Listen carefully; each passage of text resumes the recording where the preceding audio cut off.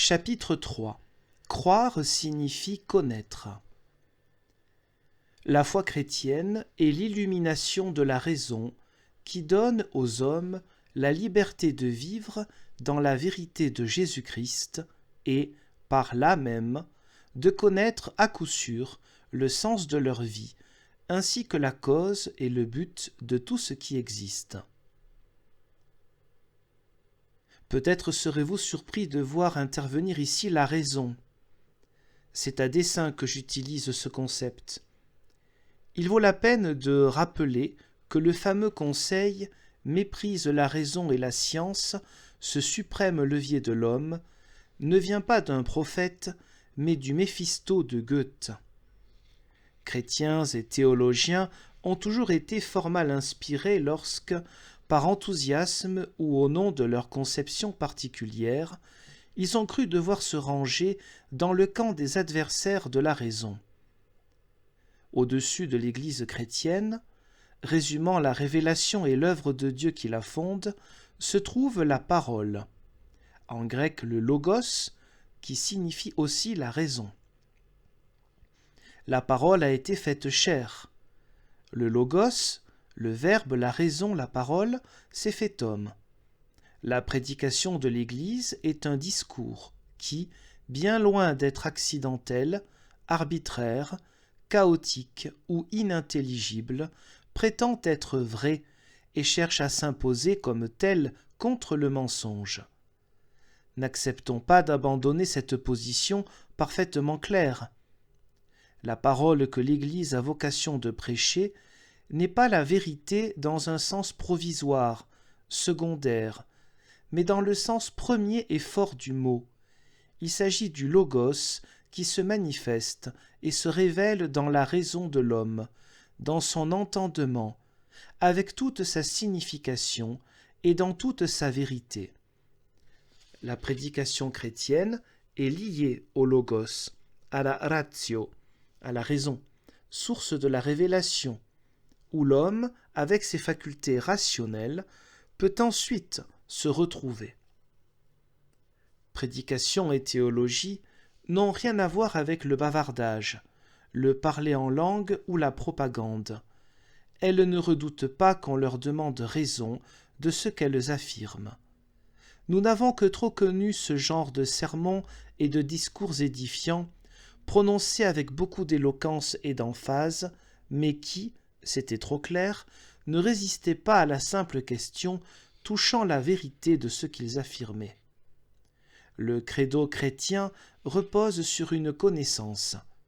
Partout où il est énoncé et confessé, il ne peut que créer cette connaissance. La foi chrétienne n'est nullement irrationnelle, antirationnelle ou suprarationnelle. Bien comprise, elle est, au contraire, rationnelle. L'Église, qui récite le credo et qui se présente avec la prétention inouïe de prêcher, d'annoncer la bonne nouvelle, peut le faire uniquement parce qu'elle a compris, saisi quelque chose, et qu'elle désire simplement le faire comprendre, saisir à d'autres. On ne peut considérer comme heureuses les époques où, dans l'histoire de l'Église, la théologie et la dogmatique pensaient pouvoir séparer la gnosis de la pistis, la connaissance de la foi. La foi bien comprise est connaissance.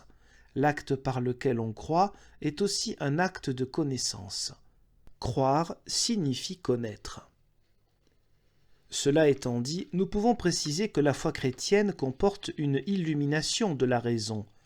La foi chrétienne a un objet précis dont parle le credo, c'est Dieu, le Père, le Fils et le Saint-Esprit.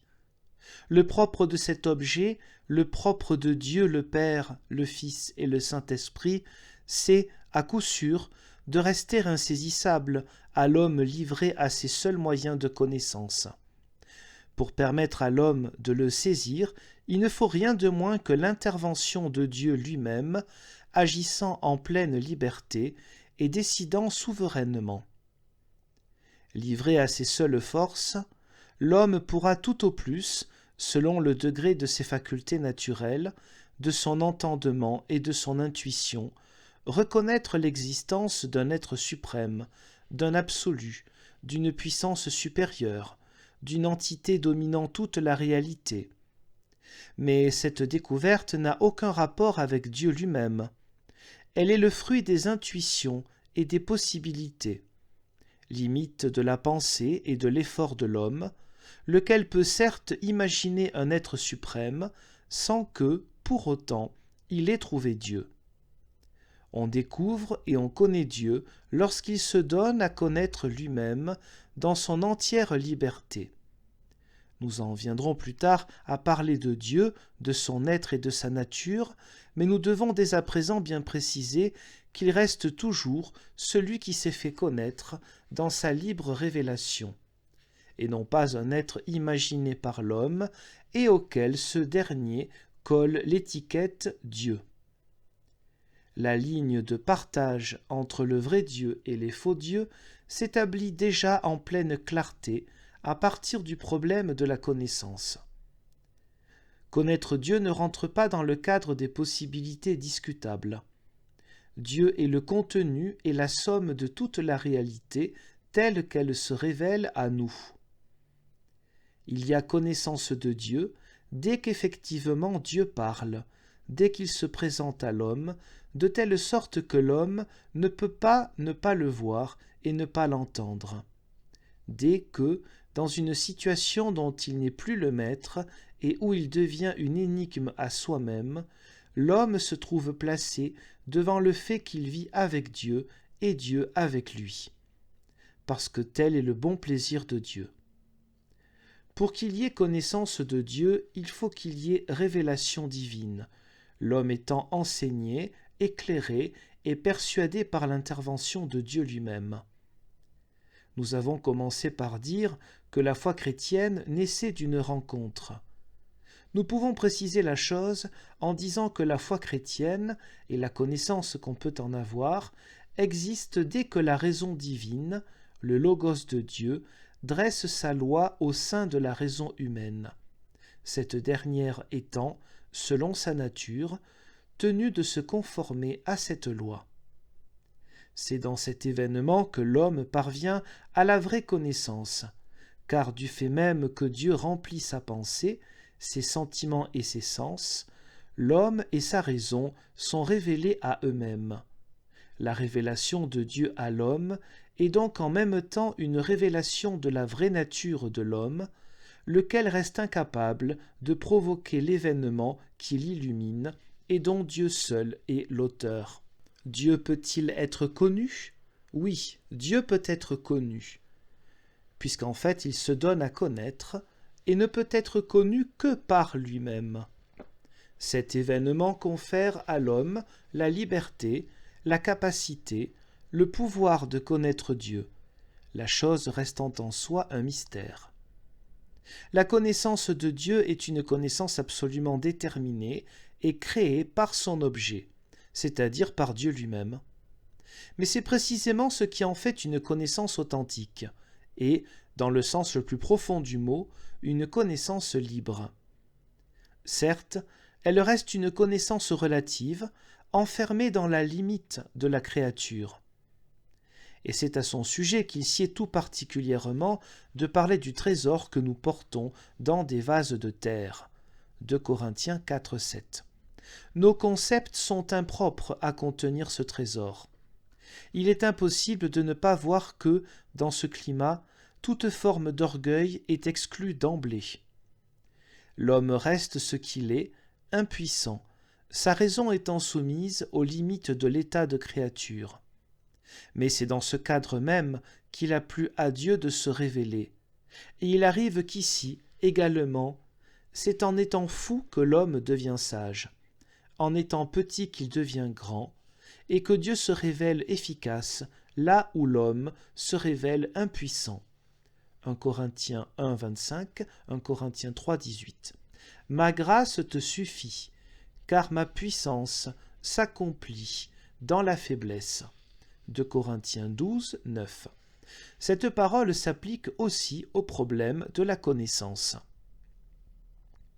Selon la thèse formulée au début de ce chapitre, la foi chrétienne est l'illumination de la raison qui nous donne la liberté de vivre dans la vérité de Jésus-Christ. Il est essentiel pour l'intelligence de la foi chrétienne de comprendre que la vérité de Jésus-Christ et la connaissance de cette vérité concernent la vie. Cela ne signifie pas d'ailleurs qu'il faille pour cette raison abandonner l'idée que la foi est une connaissance pour la considérer comme un sentiment obscur, une expérience ou une intuition irrationnelle. La foi est vraiment une connaissance, elle est liée au Logos de Dieu, et par conséquent, elle constitue quelque chose de tout à fait logique. La vérité de Jésus-Christ est, dans le sens le plus rigoureux du mot, une vérité objective. Son point de départ, la résurrection de Jésus-Christ, est, selon les données du Nouveau Testament, un fait qui s'est produit dans l'espace et dans le temps. Les apôtres ne se sont pas contentés de décrire et de défendre une expérience purement intérieure. Ils ont parlé de ce qu'ils ont vu de leurs yeux, entendu de leurs oreilles et touché de leurs mains. Ainsi, la vérité de Jésus-Christ rentre dans le cadre d'une réflexion humaine absolument claire, logique et libre, précisément parce que liée à son objet. Mais, ne séparons pas les deux choses, cette vérité concerne la vie. Ce qu'on appelle la science, le savoir, ne saurait suffire en soi à décrire cette vérité. Pour pouvoir saisir de quoi il retourne, il nous faut revenir plutôt à la notion de sagesse propre à l'Ancien Testament, à la Sophia des Grecs, à la Sapientia des Latins. Sapientia se distingue de scientia, la sagesse de la science, en ce qu'elle implique un savoir éminemment pratique qui englobe la totalité de l'existence humaine. La sagesse est le savoir qui nous permet de vivre en fait dans la situation qui est la nôtre. Elle unit la pratique et la théorie. Le secret de son efficacité, c'est qu'elle est immédiatement applicable et gouverne notre existence comme une lumière sur notre chemin. Psaume 119, verset 105. Non pas une lumière quelconque proposée à notre étonnement ou à nos réflexions, non pas une lumière donnant l'occasion de faire des feux d'artifice, quand bien même il s'agirait des plus savantes spéculations philosophiques, mais la lumière qui, tout simplement, éclaire notre route, nos paroles et nos actes, qui brille sur nos jours de santé et sur nos jours de maladie, sur notre pauvreté et sur notre richesse, qui nous accompagne quand nous croyons voir clair, mais aussi quand nous déraillons, cette lumière qui ne cesse d'être là quand tout s'éteint et que la mort vient sur nous. Connaissance chrétienne signifie vivre dans la vérité de Jésus-Christ. C'est en lui que nous avons la vie, le mouvement et l'être. Acte 17, 28. Afin que nous puissions être en lui, par lui et pour lui. Romains 11, 36. Cette connaissance coïncide donc absolument avec ce que nous avons appelé la confiance en Dieu et en sa parole. Ne nous laissons pas prendre lorsqu'on nous propose de distinguer, de séparer en cette matière. Il n'existe pas de confiance réelle, solide, authentique, victorieuse en Dieu et en sa parole, qui ne serait pas basée sur la vérité de Dieu et de sa parole. Comme il n'existe pas de connaissance chrétienne, de théologie, de confession de foi et même de vérité biblique qui ne porterait pas en même temps le caractère de la vérité vivante et vécue. Il faut sans cesse que l'une et l'autre, confiance et connaissance, vie et foi, soient vérifiées, contrôlées, confirmées l'une par l'autre. Et c'est précisément parce qu'il nous est donné de vivre comme chrétiens dans la vérité de Jésus-Christ, à la lumière de la connaissance de Dieu qui illumine notre raison, que nous pouvons connaître avec certitude le vrai sens de notre vie, ainsi que la raison d'être et le but de tout ce qui existe. D'où l'élargissement prodigieux de notre horizon. Saisir dans sa vérité l'objet de la foi, c'est ni plus ni moins être rendu capable de connaître toute chose, c'est-à-dire soi-même, l'homme, le monde et la totalité du cosmos.